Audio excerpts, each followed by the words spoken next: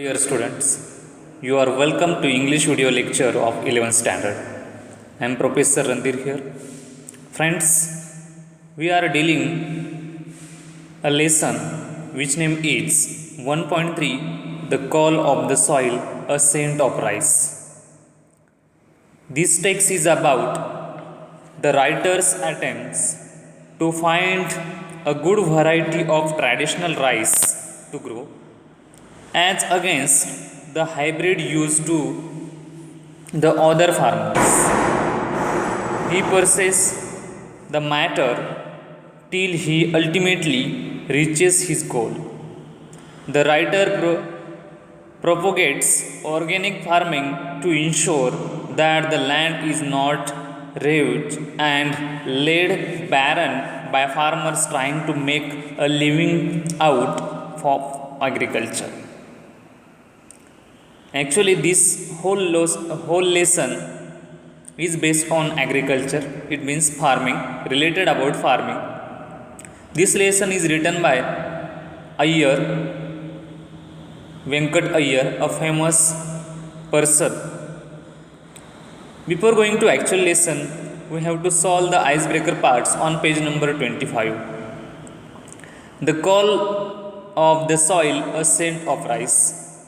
It means मातीची साध आणि भाताचा सुगंध असं हे टायटल आहे. Friends, see the eyes breakers. Discuss the following with your partner and complete the following sentences. One is done for you. Actually before eating apples broad from the market I wash and peel them off. This already is given to us. This sentence is already done. याचा अर्थ असा होतो की आपण ज्यावेळेस मार्केटमधून सफरचंद वगैरे खाण्यासाठी विकत घेतो तर ती आपण घरी आणल्यानंतर पहिल्यांदा ती स्वच्छ धुवून घेतो. त्याची जी साल आहे, पील म्हणजे साल, ती काढून घेतो आणि मग ते आपण सेवन करत असतो. या सर्व ॲक्टिव्हिटीज आपल्याला इथे मांडायच्या आहेत related about farming. B. In a farmer's market, we find locally grown fresh fruits and vegetables, plant seeds, and other for related things. C. Food adulteration means. The meaning of food adulteration means आपल्याला शोधायचे. Food adulteration means the addition of an inferior substances to a food item in order to increase the quantity of the food item. Adulteration म्हणजेच की भरघोस उत्पादन मिळवण्यासाठी जी प्रक्रिया केली जाते. The addition of the inferior substances to a food item in order to increase the quantity of the food item. त्यांचं उत्पादन वाढण्यासाठी जी काही प्रक्रिया केली जाते. D. Organic food is grown by using. Organic food म्हणजेच काही सेंद्रिय अन्न. ऑर्गॅनिक फूड म्हणजे सेंद्रिय अन्न. Is grown by using natural fertilisers, natural pesticides and traditional seeds. या ठिकाणी आपण सांगू शकतो की युझिंग नॅचरल फर्टिलायझर्स, शेणखतं वगैरे असेल त्याचा वापर करून ती पिकवली जातात. नॅचरल पेस्टिसाइड्स, जी काही कीटकनाशकं असतील, जंतुनाशकं असतील, ती नैसर्गिक स्वरूपाची वापरली जातात. किंवा ट्रॅडिशनल बीज म्हणजेच की पारंपरिक बियाणं यामध्ये वापरलं जातं. E. Organic fertilizer means. Organic fertilizers म्हणजे सेंद्रिय जे औषधं आहेत त्याबद्दल आपण माहिती करून घेऊ. Means fertilisers of organic origin such as compost manure, की जे जैविक खतं आहेत. फर्टिलायझर्स म्हणजे खतं वगैरे, नाशके.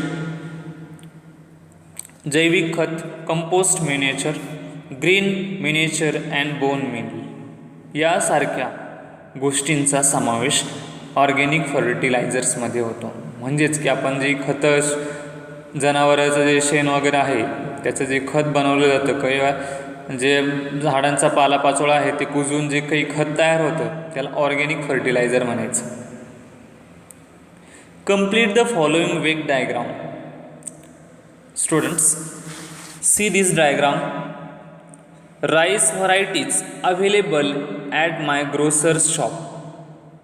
बघा, आपल्या जवळपास जे किराणा दुकान आहे त्यामध्ये कोणकोणत्या प्रकारच्या व्हरायटीज म्हणजेच की प्रकार किंवा त्या तांदळाच्या जाती कोणकोणत्या आहेत आपल्या आजूबाजूच्या दुकानांमध्ये ते आपल्याला इथे सांगायचे आहेत. We have to complete the web with the filling of the types of rice or the variety of rice. Friends, there are number of varieties of rice.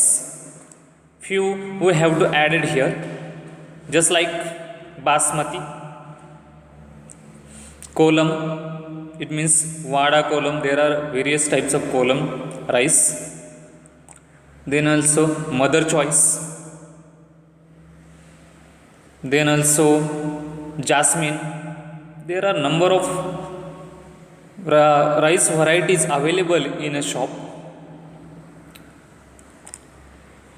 Next, find out from your grandparents or parents the names of vegetables and fruits they had eaten in their childhood and mention how the vegetables and fruit are different from the ones today.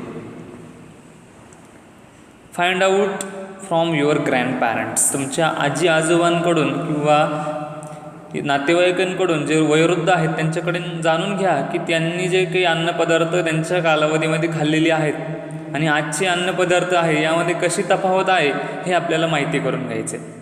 Mention how the vegetables and fruits are different from the ones today. आजचे जे अन्नपदार्थ आहेत, पालेभाज्या असतील, फळं असतील, ती आजच्या तुलनेने कशी वेगळी आहेत हे आपल्याला माहिती करून घ्यायचे. Suppose there are technological changes happening in agriculture field also. Therefore most of the vegetables and fruits are develop in different way. Their colour also change, their shape also change. You might have learn about organic farming. सामान्यपणे तुम्हाला सेंद्रिय शेती हा प्रकार माहिती. Make groups and discuss the difference between conventional farming and organic farming and write it down. बघा मित्रांनो, या ठिकाणी आपल्याला कन्व्हेन्शनल फार्मिंग, कन्व्हेन्शनल म्हणजेच पारंपरिक शेती आणि ऑर्गॅनिक फार्मिंग म्हणजे सेंद्रिय शेती यामधला फरक आपल्याला या ठिकाणी सादर करायचा आहे. Actually, these two types are common to us because we are an agrarian people. We know very well about it. Conventional farming म्हणजेच की पारंपरिक शेती यामध्ये आपण ज्या गोष्टी वापरतो किंवा या शेती प्रकारामध्ये असलेल्या गोष्टींची आपल्याला इथं माहिती द्यायची आहे. Chemical fertilisers. पारंपरिक शेतीमध्ये आपण केमिकल फर्टिलायझर्स वापरतो. बियाणं वगैरे जे असेल, खतं वगैरे असेल ते केमिकल युक्त असतात. In other hand organic farming we use natural organic fertilisers. आपण रासायनिक खतांचा वापर टाळतो आणि नैसर्गिक जे खतं आहेत, सेंद्रिय खत म्हणजेच गांडूळ खत असेल, शेणखत असेल, यासारख्या खतांचा वापर ऑर्गॅनिक फार्मिंगमध्ये केला जातो. Second thing is about chemical pesticides. We spray on crops chemical pesticides to protect our crops from germs or the insects. कीटकांपासून, जंतूंपासून आपल्या पिकाचे संरक्षण होण्यासाठी आपण केमिकल पेस्टिसाइड्स यूज करतो. That is use in conventional farming. पारंपरिक शेतीमध्ये आपण याचा वापर करतो. पिकांवरती काही मावा पडला किंवा त्या पिकांना काही रोग पडला तर आपण परिणामतः केमिकलचा वापर करून ते रोग कमी करण्याचा प्रयत्न करत असतो किंवा त्या रोगावरती नियंत्रण मिळवण्यासाठी केमिकल वापरत असतो, केमिकल फवारणी करत असतो. In other hand in organic farming natural and organic pesticides आपण वापरतो. सेंद्रिय किंवा नैसर्गिकरित्या तयार झालेले जंतुनाशकं यामध्ये वापरले जातात. Next, in conventional farming hybrids GM seeds use. आपण यामध्ये जे बियाणं वापरतो ते हायब्रिड बियाणं असतं. फॉर एक्झाम्पल, गहू पिकवत असताना आपण वेगवेगळ्या हायब्रिड बियाणांचा वापर करतो. उदाहरणार्थ गव्हाच्या वेगवेगळ्या व्हरायटीज आहेत, 496 असतील किंवा लोकन असेल, अशा महावीज या प्रत्येक कंपन्यांचे वेगवेगळे व्हरायटी आहेत ज्यांचं आपण ह्या प्रकारच्या धान्याचा किंवा ह्या प्रकारचे बियाणं आपण आपल्या शेतामध्ये पेरत असतो. In organic farming traditional seeds use. पारंपरिक जे बियाणं आहे, घरगुती बियाणं, त्याचाच वापर या ऑर्गॅनिक फार्मिंगमध्ये केला जातो. Overall we have learn ice breaker parts of the lesson 1.3 the call of the soil a scent of rice. Next part that is on page number 26 about writer. Venkateswaran Iyer, born in 1966. Venkateswaran Venkat Iyer is a science graduate and a certified project manager professional. A person is very well-known person. Born in 1966, Venkateswaran Venkat Iyer is a science graduate, a person who is science graduate and also certified project management professional. He last worked with IBM in Mumbai. Actually, a person who is very talented person, a professional management, project management work he already done in IBM company. IBM means International Business Machine, a computer company. As a project manager for software implementation. जे काही कम्प्युटरमधले software वगैरे आहेत ते बनवण्याचं काम करण्याच्या कंपनीमध्ये ते प्रोजेक्ट मॅनेजर म्हणून काम करत होते. IBM one of the best or leading software company in computer making field. After 17 years in the IT industry. जवळपास 17 वर्ष त्यांनी या IT क्षेत्रामध्ये काम केलेलं आहे. He quit in 2004, but after that he quit the industry to live on his organic farm in Pet village in Dahanu taluka Palghar district Maharashtra. After 2004, he decided to settle in his village in Dahanu, Palghar district Maharashtra. आपल्या मुंबईजवळचा जो पालघर जिल्हा आहे त्या ठिकाणी ते स्थायिक झाले. His book move over microchips traces his transition from techie to farmer. त्यांचं जे पुस्तक आहे मूव्स ओव्हर मायक्रोचिप्स, यामध्ये त्यांनी एक टेक्नॉलॉजिकल पर्सन कसा शेतकरी बनतो याची सर्व माहिती त्या पुस्तकामध्ये त्यांनी लिहिलेली आहे. Over a period of 15 to 70 years, जवळपास 15 ते 17 वर्ष कालावधीत. It was not a career change but a lifestyle change. जवळपास 15 ते 17 वर्ष IT इंडस्ट्रीमध्ये काम केल्यानंतर त्यांनी त्यांचं क्षेत्र बदललं आणि हा जो परिणाम जो झाला होता तो लाईफस्टाईल चेंजेस झाले होते. I was looking for and he also looking for the lifestyle change. He says about his decision to shift to the quieter environs of a village.